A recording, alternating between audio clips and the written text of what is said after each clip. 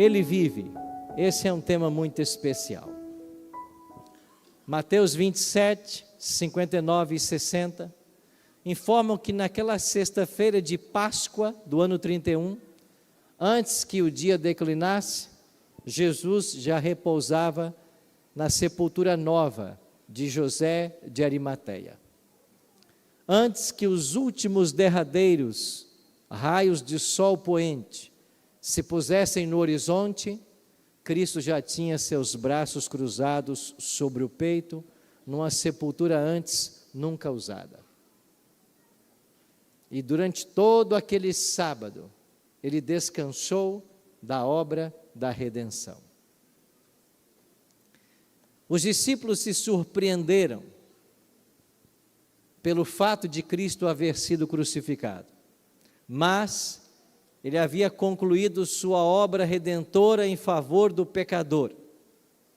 Por isso, na cruz ele disse: está pago, está consumado. O preço do pecado foi pago. Agora cada ser humano teria direito, mais uma vez, à vida eterna. Mas ele não ficaria no sepulcro por muito tempo, pois a morte deveria ser vencida em favor de todos nós que um dia herdaremos a vida eterna. Ele havia dito isso aos discípulos. Em Mateus 16, 21, ele declarou: desde aquele momento, Jesus começou a explicar aos seus discípulos que era necessário que ele fosse para Jerusalém e sofresse muitas coisas nas mãos dos líderes religiosos, dos chefes dos sacerdotes, dos mestres da lei, e fosse morto e ressuscitasse ao terceiro dia. É interessante perceber como que os discípulos não se ativeram a esse discurso claro de Jesus. O Filho do Homem será entregue para ser morto, mas ele vai ressuscitar. E os discípulos não entenderam. Em Mateus 12, 40, ele fez uma analogia com relação à sua morte. Assim como Jonas esteve 3 dias e 3 noites no ventre de um grande peixe, assim o Filho do Homem ficará 3 dias e 3 noites no coração da terra. O Filho do Homem vai morrer, ele será sepultado, ele ficará 3 dias sepultado, depois ele ressuscitará. Os discípulos foram advertidos a respeito disso. O apóstolo Paulo posteriormente explicou que a ressurreição de todos os justos de todos os tempos dependeria da ressurreição de Jesus. E se por algum motivo o plano da salvação não tivesse funcionado, não tivesse dado certo, até mesmo aqueles salvos que já estão no céu, como Enoque, Elias e Moisés, deveriam descer para a sua condenação. Mas o plano divino não falharia. Cada detalhe foi traçado. Como vimos ontem, havia um momento exato marcado para que Cristo fosse crucificado e morresse. Assim como havia também um momento para que ele ressuscitasse. E assim como nós estudamos a respeito da festa da Páscoa essa semana, que apontava para o sacrifício e a morte dele, uma das festas celebradas em Israel era a festa das primícias. E há um detalhe muito interessante com relação à festa das primícias. O povo de Israel celebrou por séculos essa festa, mas ela não tinha um dia fixo no mês para acontecer. Ela tinha um dia fixo na semana. Não importa qual dia caísse do mês, a festa das primícias só poderia ser celebrada no primeiro domingo depois da Páscoa. Então não importa se o dia 14 da morte do Cordeiro caísse numa segunda, numa quarta, numa sexta, não importa. A festa das primícias só poderia ser celebrada no seguinte domingo. E por que o povo de Israel celebrava a festa das primícias só no domingo? Porque Deus estava marcando o dia da ressurreição de seu filho, que seria num domingo. É por isso que Paulo vai dizer que Cristo é primícias dos que dormem. Ele ressuscitaria num domingo. Por isso a festa só podia ser celebrada num domingo. Da ressurreição dele dependeria todas as outras. Ela tem a primazia, não em cronologia, porque ele mesmo ressuscitou 3, mas ela tem a primazia por sua importância. Ela é a mais importante porque dela dependeria todas as outras ressurreições de todos os mortos. Então era a intenção de Satanás manter a Cristo morto.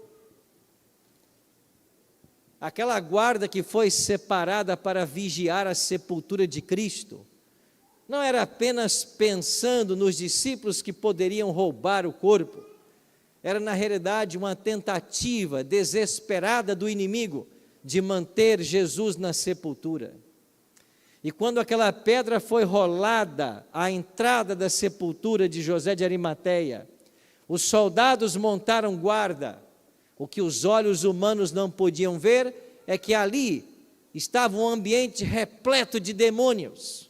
O próprio Satanás estava ali, todos eles tentando impedir que a pedra fosse removida, tentando impedir que ele saísse da sepultura. Tivesse Satanás sucesso em manter o Filho de Deus morto, nós não teríamos esperança alguma. Mas quando chegou a hora, no 3º dia, pelo poder que havia nele mesmo, ele se ressuscitou.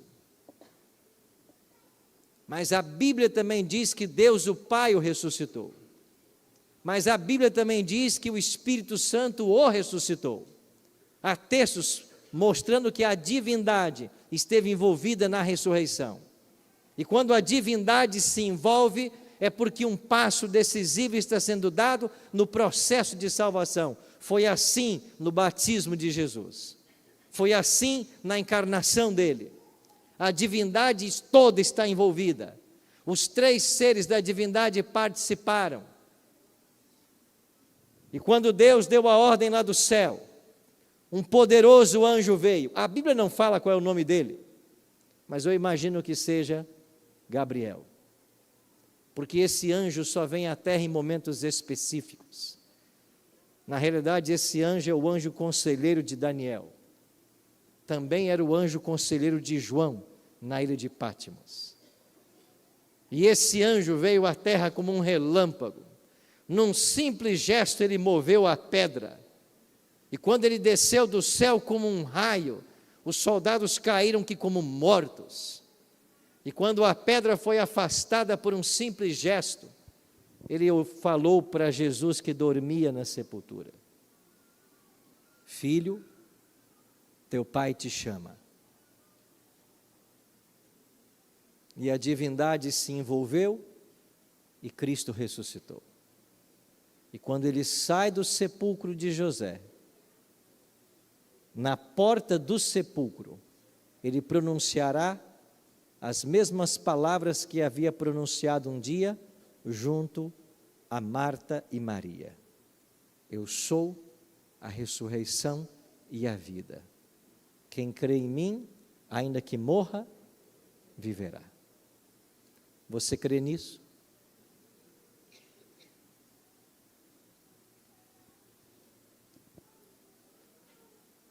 O ser humano tem gastado fortunas tentando descobrir o segredo da longevidade.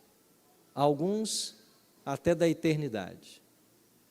Há pessoas pagando para serem congeladas vivas. Há pessoas tentando descobrir o elixir da juventude. As pessoas não querem morrer. Mas só há uma forma de nós não morrermos. É aceitando Cristo como nosso Salvador. E a humanidade, e todos nós nessa manhã, podemos estar sendo divididos entre 2 grupos. Aqueles que um dia viverão eternamente e aqueles que um dia serão destruídos. E Deus tanto ama que Ele respeita a sua decisão. E aqueles que não quiserem ir para o céu, aqueles que não quiserem viver eternamente, Deus respeita essa decisão e aceitará a sua decisão. Porque ninguém irá para o céu forçado. Tem que haver uma escolha. E essa escolha tem que ser a coisa mais forte e vibrante de nossa vida. Não irá para os céus os indecisos. Não irão para os céus os procrastinadores. Não irão para os céus o de coração dividido. Não irão para os céus os que vivem deixando para amanhã. Esses não irão. Irão para os céus os comprometidos, aqueles que acreditam e manifestam sua crença firmemente, estão alicerçados acima de qualquer tentação. No domingo bem cedo, alguns buscaram a Jesus. Lucas fala de mulheres amedrontadas, baixaram o rosto para o chão, e os homens lhe disseram, aqui eram anjos, que apareceram às mulheres, por que vocês estão procurando entre os mortos aquele que vive? Ele não está aqui, ressuscitou. Lembre-se de que ele lhes tinha dito quando estava com vocês na Galileia, que ele ressuscitaria. E é verdade que na sepultura de José de Arimateia não havia um epígrafe, mas se nós pudéssemos colocar um epígrafe sobre a sepultura de José, seria a frase desse próprio anjo: ele não está aqui, ressuscitou. A sepultura está vazia. O anjo deu a epígrafe de Jesus: ele não está aqui, ele ressuscitou, ele está vivo. E às vezes eu fico me perguntando se essa verdade é real na nossa vida, nós que nos declaramos cristãos. Porque às vezes, quando nós paramos para momentos de meditação, de oração, a gente às vezes percebe que nós estamos nos relacionando com uma instituição, com uma igreja, a uma liturgia, a um módulo semanal. Mas e esse Cristo que está vivo?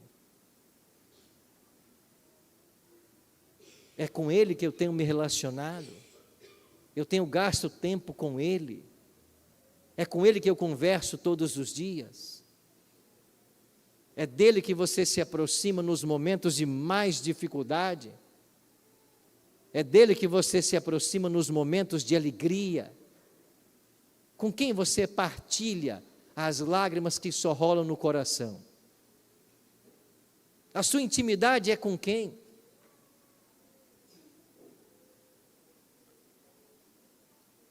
Eu nunca me esqueço, quando aceitei a Cristo como meu Salvador, eu tinha 13 anos de idade. E às vezes o culto na igreja, para um garoto de 13 anos, é muito maçante. Às vezes são 3 horas sentados. Às vezes a linguagem não nos alcança.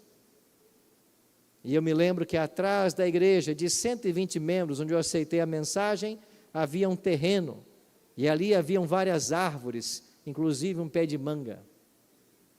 E eu me lembro que não poucas vezes eu saía de dentro da igreja, na hora do culto, com a Bíblia que eles haviam me presenteado no meu batismo, e eu me assentava debaixo dessa mangueira, encostava minhas costas no tronco dela, fechava meus olhos e dizia assim: eu sei que o Senhor está lá dentro da igreja, mas o Senhor também pode estar aqui comigo. O Senhor pode vir aqui para conversar comigo agora? Eu queria conversar com o Senhor. E quão bom era para minha mente juvenil sentir a presença de Deus ali sozinho e poder conversar com Ele. O tempo vai passando e infelizmente muitas vezes, ao invés de crescermos em nossa intimidade, nós vamos nos acostumando com a religião. E mesmo depois de pastor 30 anos, eu fico me perguntando como eu queria voltar à minha fé inocente e juvenil, de acreditar que Jesus não é um Deus lá no santuário celestial, mas é um Deus que está vivo e Ele está perto. Perto de você. E só não sente quem não se interessa. Só não sente quem não busca. E se você não buscar, você nunca vai sentir. Porque Deus é assim. Ele respeita. Você quer ver uma prova de como Deus é assim? O salmista, no Salmo 11, verso 4, escreveu: o Senhor está no seu santo templo. O Senhor tem o seu trono nos céus. Os seus olhos observam, os seus olhos examinam. Quem eles examinam? Eu e você. O Senhor examina do céu os seus filhos. Ele sabe cada coisa que você está passando. Ele conhece cada decepção. Ele conhece cada alegria. Ele entende você muito melhor do que o seu cônjuge, do que os seus pais. Ele entende as coisas que nem você mesmo entende.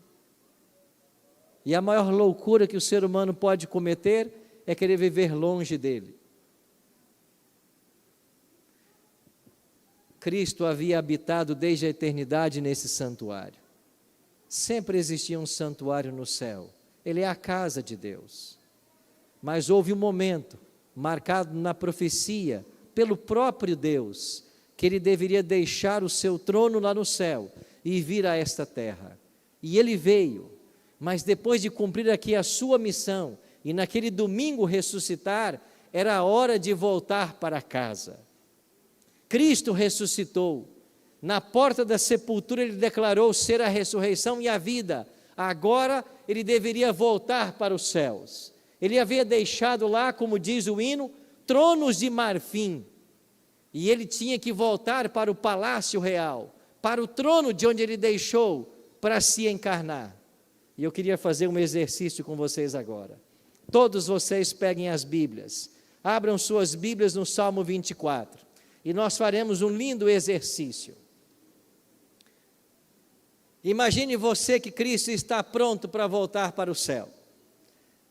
33 anos fora do céu, encarnado, assumiu uma nova natureza. É hora de voltar para casa.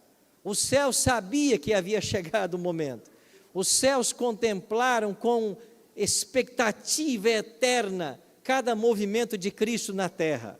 É hora de receber de volta o grande general. 33 anos ausentes. Os anjos amam a Jesus, eles amam adorá-lo, eles amam se prostrar diante dele. Quando foi anunciado para eles que Jesus viria à terra, muitos deles se voluntariaram para vir. Os anjos disseram: não, nós vamos no seu lugar. Mas Cristo disse: não, a morte de um anjo não pagará o preço, tem que ser o próprio Deus. Agora os anjos prepararam uma festa para recebê-lo de volta no céu. E eu vou pedir então que essas duas alas aqui leiam um verso, depois essas duas alas lerão o próximo, depois as outras duas alas lerão o próximo verso, do Salmo 24, a partir do versículo 7. Nós iremos ler o verso 7, o verso 8, o 9 e o 10. Começando por essas duas alas, numa leitura responsiva. Imagine você o céu, 33 anos depois da encarnação. Todos estão prontos para receber o grande general de volta. Um grande corredor é formado por todos os anjos, milhares de um lado, milhares do outro, e eles têm um cântico em seus lábios. Comecemos com essas duas alas. De pé, por gentileza, toda a igreja. Você lerá melhor de pé. Agora, essas duas alas da direita da igreja, comecem no verso 7, em seguida verso 8, verso 9 e fechamos com o verso 10. Comecemos com o verso 7 nessas duas alas. Levantai-vos.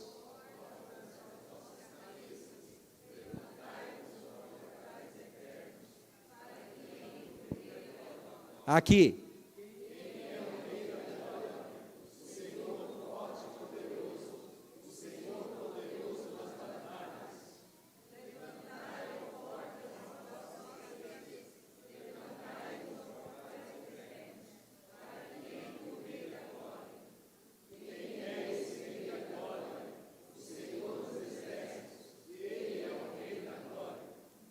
Amém. Pode se sentar. Esse foi o hino que os anjos cantaram. Uma pergunta que eles sabiam a resposta, mas eles só perguntaram para ouvir a resposta. Levantai-vos, ó portais eternos, para que entre o Rei da Glória. As portas dos céus deveriam se abrir para que o Rei da Glória voltasse para casa. E desse lado do corredor os anjos perguntavam: mas quem é o Rei da Glória? Por que que as portas eternas devem se abrir? E eles sabiam quem eram, mas eles perguntavam apenas para ouvir: levantai-vos, ó portais eternos, para que entre o Rei da Glória. Quem é o Rei da Glória? É o Senhor, soberano, forte nas batalhas, porque Ele acabou de vencer a maior de todas as batalhas, o maior de todos os conflitos. Ele foi vitorioso sobre o pecado e sobre a morte. O último inimigo a ser vencido foi a morte. Ele acabou de ressuscitar. Por isso levantai-vos, ó portas, as suas cabeças, para que entre o Rei da Glória. E os anjos perguntavam: mas quem? Quem é o Rei da Glória? Para que abramos nossas portas eternas. E eles respondiam: é o Senhor, forte e poderoso nas batalhas. Ele é o Rei da Glória. A festa estava pronta. Os anjos estavam posicionados, a música estava sendo cantada, mas sabe o que acontecia? O Rei da Glória não chegava, o Rei da Glória não entrava. E quem sabe um dos anjos regentes tenha perguntado para o outro anjo: o que está acontecendo? Não era esse o protocolo? Cadê o Rei da Glória? Ele não vai entrar? Nós já repetimos o coro algumas vezes. Os anjos não são oniscientes, mas o Pai e o Espírito são. E o Pai e o Espírito disseram: só mais um pouquinho, ele já vai chegar. Mas Pai, cadê ele? E sabe o que havia acontecido? Quando ele estava pronto para voltar, uma mulher estava chorando na beira da sepultura. Ele podia ir, o céu esperava, mas não. E se eu pudesse dar um nome para esta cena, o nome de um filme, o filme seria O Céu Pode Esperar. Mas a minha filha não. E Jesus vai até Maria e diz: Maria, o que está acontecendo? E Maria diz assim: cadê o corpo do meu Senhor? Onde vocês o colocaram? Se ele não pode ser sepultado entre os ricos, deem para mim o seu corpo, pois eu vou arranjar um lugar digno para que ele seja sepultado. E Jesus disse: Maria, você não está me reconhecendo? Sou eu. E quando Maria percebe que é Jesus, ela vai para abraçá-lo, e Jesus diz: Maria, não me toques, eu ainda não fui ao Pai.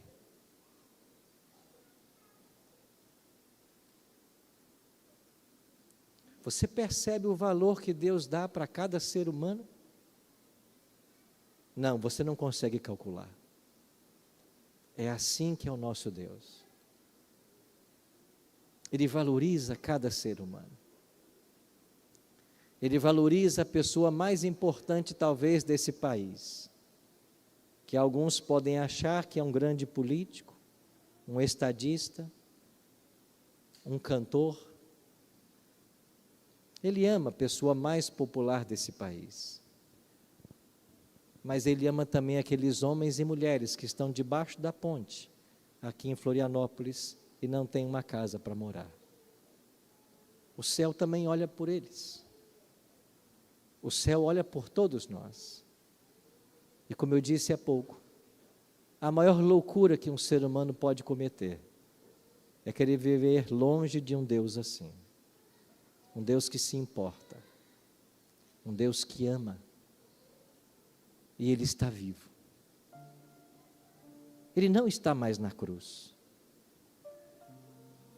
Ele não está mais na cruz.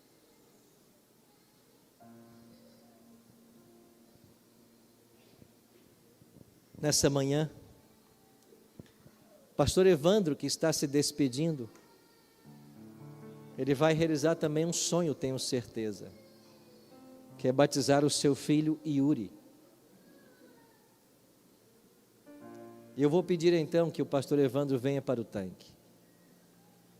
Eu tive a alegria já de batizar um filho meu, o Rafael. É uma emoção diferente. E nessa manhã de sábado, o pastor Evandro vai ter esse privilégio e essa alegria de batizar o Yuri, seu filho.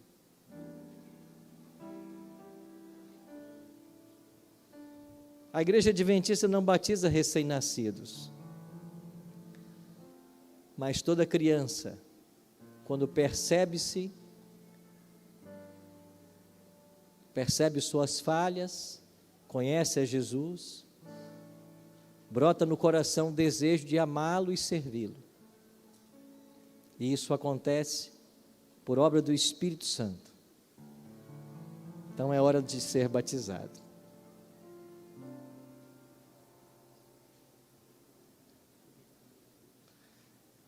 O pastor está convidando a família para vir até aqui, bem de perto, acompanhar esse momento. As professoras que ajudaram também o Yuri, as auxiliares, professor dos departamentos infantis do Yuri, se estiver aqui.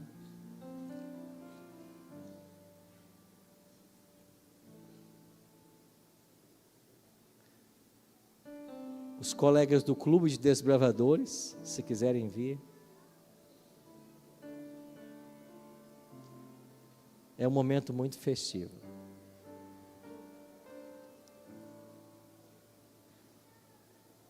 Yuri também está feliz, não está, Yuri? Está feliz, não está? A gente louva a Deus.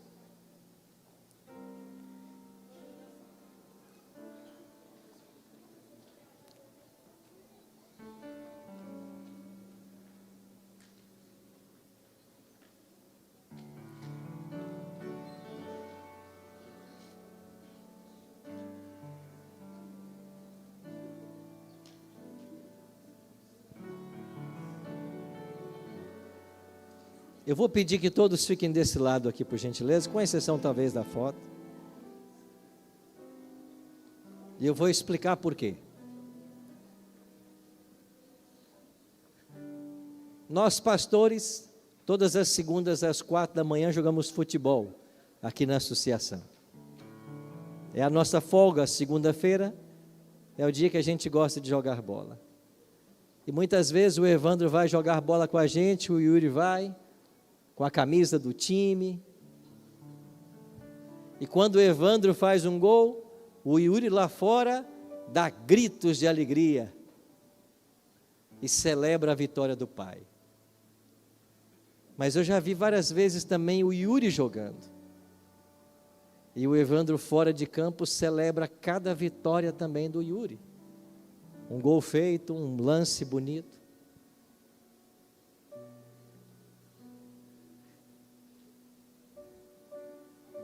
Essa relação, né, Evandro, é muito especial, né? Você sabe que o Yuri é uma criança especial, muito especial. E ele está tomando hoje a decisão de entregar seu coração a Jesus, porque ele espera esse Cristo vivo voltar, para então ele também ir para o céu. E só no céu as coisas serão totalmente diferentes do que nós temos hoje. E a gente louva a Deus, pastor Evandro, pelo seu ministério, por sua família e por seu cuidado com Yuri. E nesta manhã, você terá a alegria de batizá-lo. Então, nesse momento, eu como pai e pastor também, é uma alegria ter o Yuri aqui, que ele sempre pedia pelo batismo, né? E a gente fez estudo bíblico, tudo certinho, né? Fizemos o estudo e ele sempre quis se batizar. O estudo era de forma especial, né? Porque, por exemplo, né, filho, como é que Jesus vai voltar? Como é que... Foguete de Jesus. Entendeu? Então Jesus vai voltar no foguete dele, entendeu? E a gente vai para... E como é que vai ser? Para onde a gente vai? Vamos passar pela Lua, vamos passar pelos planetas e ver as estrelas e vamos voltar para a Terra, tá bom? Depois, isso. É isso aí. Então a gente foi estudando assim, né? Por exemplo, os anjos, né, filho? Os anjos, eles voam como quem? Com os caças. Eles voam como os caças, né? Então a gente foi fazendo o estudo assim, né? E de maneira que ele gosta das coisas, né? Mas eu quero agradecer, né, ao clube, a cada professora que acompanhou o Yuri e que ajudou ele a se desenvolver. Então ele tem autismo, mas ele é alguém que ama Jesus, né, filho? E Jesus é o teu Salvador, né? Jesus, teu Salvador. Isso. E nesse momento, então, a gente vai realizar esse sonho dele de ser batizado para entrar no reino de Deus, né? Vamos orar, então. Querido Deus, muito obrigado, porque o Yuri decidiu ser batizado. Pai querido, que o Senhor possa abençoar ele e que essa cerimônia possa ficar para sempre registrada o dia que o Yuri decidiu ser batizado e entrar no reino de Deus. E nesse momento, como ministro do Evangelho, seguindo a ordem do Mestre, eu o batizo em nome do Pai, do Filho e do Espírito Santo. Amém.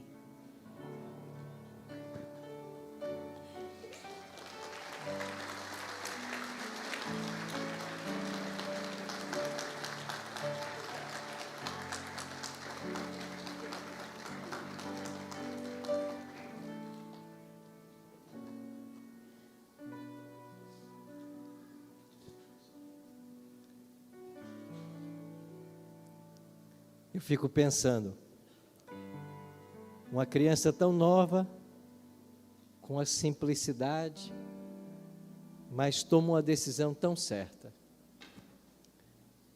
E você aí sentado,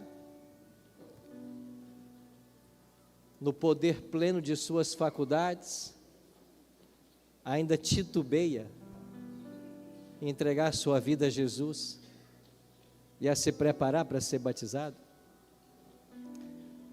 É por isso que eu queria convidar você, que ainda não passou pelo batismo, a nessa manhã vir aqui à frente receber uma oração especial, confirmando sua entrega a Cristo e o desejo que você tem no coração de em breve também ser batizado.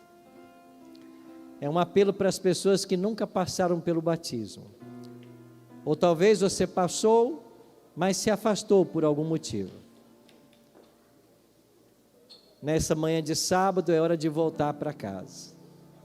Eu queria convidar você a se levantar e vir aqui à frente. Quem é a primeira pessoa que quer vir e dizer: pastor, eu quero me preparar para ser batizado? Venha. Você precisa passar pelo batismo, então vem aqui à frente. Não fica pensando em procrastinar. Pode subir aqui no altar do Senhor. Nós vamos ter uma música agora. Seja muito bem-vindo. Seja bem-vindo. Louvado seja Deus. Prazer é meu conhecê-lo. Sejam bem-vindos. Sejam bem-vindos. Pode vir. Nós vamos ter uma música agora. Enquanto ela cantar, você venha. Venha. Seja bem-vindo. Seja bem-vindo, rapaz. Seja bem-vindo, querida. Sejam bem-vindos. Bem, Lucas, vai ser o seu daqui a pouco também.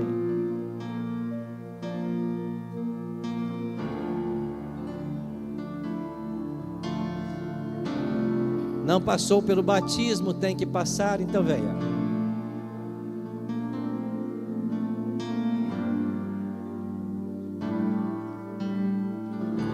Homem chorando, caminha sozinho, ele sabe que o tempo já chegou. Carrega nos ombros amarga tarefa de amar aqueles que não têm valor.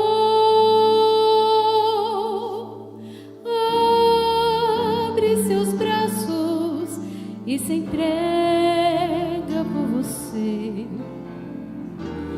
Chora em angústia, pois não sabe se você vai aceitar o seu amor.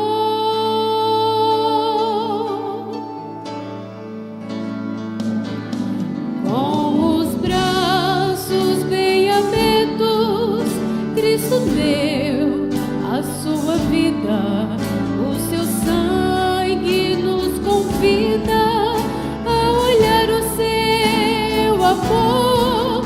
Quem seria assim capaz de abrir os braços e dizer: vem meu filho, que eu preciso de você.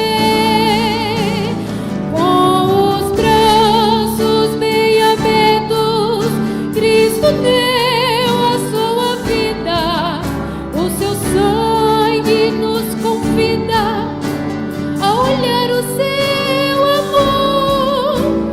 Vem meu filho, vem sem mais te demoras. Com os braços bem abertos, eu morri pra te salvar. Com os braços sempre abertos, eu estou a te esperar.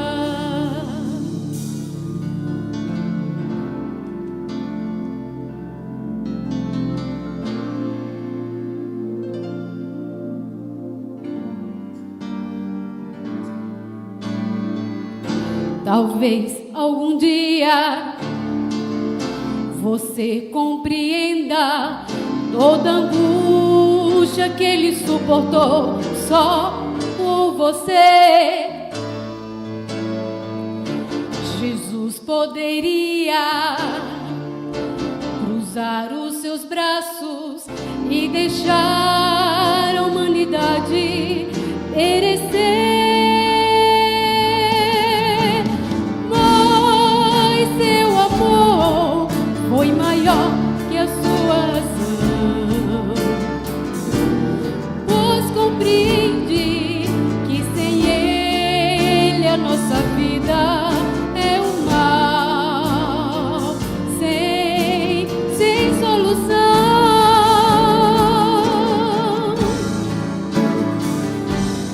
Com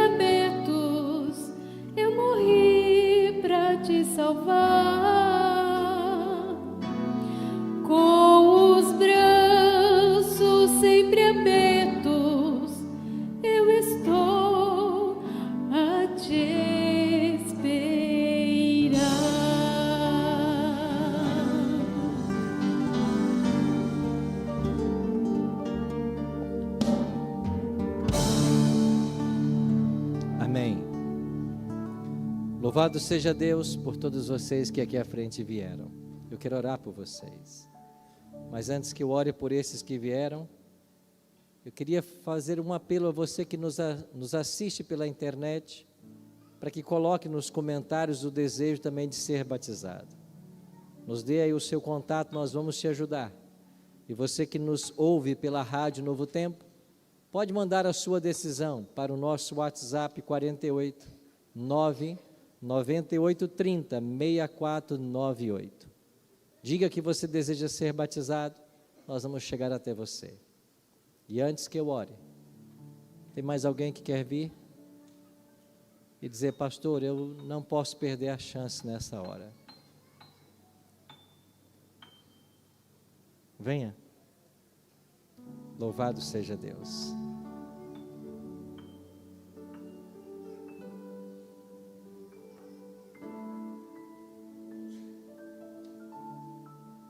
Tem mais alguém sentado aí ainda? A quem o Espírito está chamando? Você não pode ficar de fora dessa festa espiritual. Agora é o seu momento de salvação. Então se levante e venha. Cristo ainda está de braços abertos para receber você.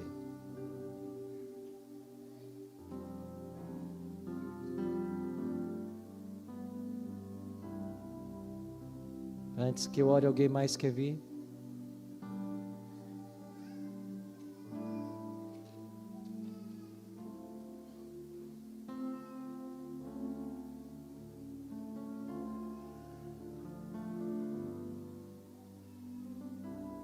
Ora comigo.